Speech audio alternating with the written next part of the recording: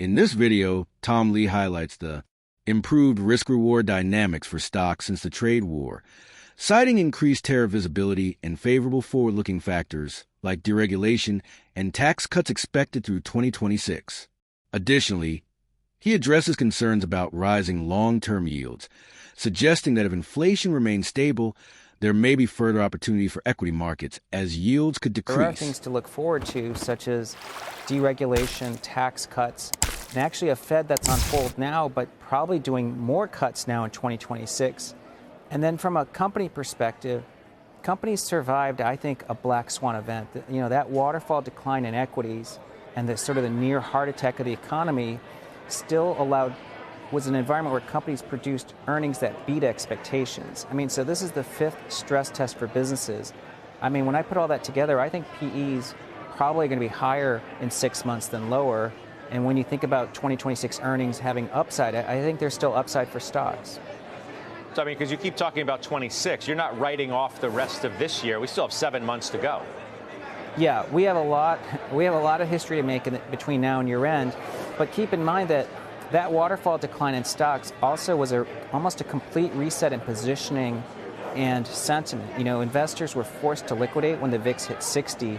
We know a lot of institutions didn't add risk back as the market rallied. So I think the pullbacks are going to be pretty shallow because investors just are underinvested at the moment. And then when you look at sentiment, it's barely turning neutral now. So if investors have been fighting this rally, as they become more neutral or more optimistic, that's upside for stocks. Professor Jeremy Siegel, like you, has grown more bullish, pointing out, in his words, the Trump pivot on the tariffs, but he still acknowledges the fact that the tariffs are likely to remain in place.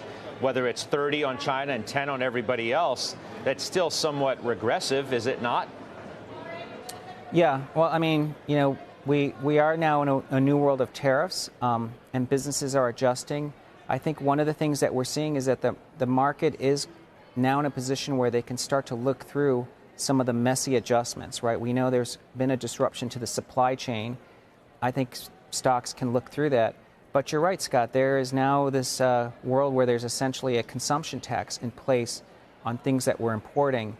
But that doesn't mean we have to actually have the PE decline or the markets to fall. It's now just something we have to kind of manage through.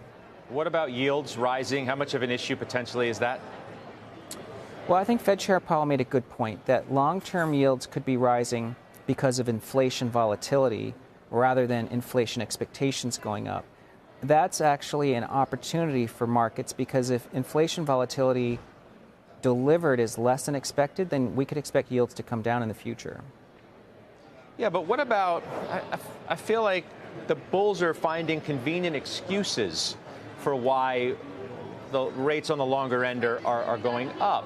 What if it simply, Tom, is the fact, and I don't mean to single you out, the professor in his answer to the question, too, put more credence in the fact that, well, maybe it's because growth is going to be better, not so much the deficit. However, what if finally the bond market is saying enough is enough and it's time to get real? And if you all don't, we will.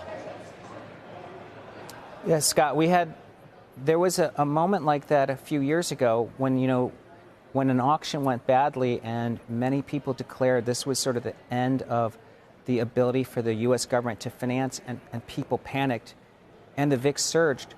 But even in that moment, it proved to be a buying opportunity for equities. So I think if there is a moment where maybe the bond market sort of has a tantrum about that, and I'm not saying it's going to happen, but if it does, I think we have to remember the U.S. is a huge economy. There is still a lot of trust in the U.S., and I think those who've called for the end of U.S. exceptionalism, I think that's been the premature call. And if none of those is true, the bond market and investors can handle even a 4.5%, 4.7% 10-year.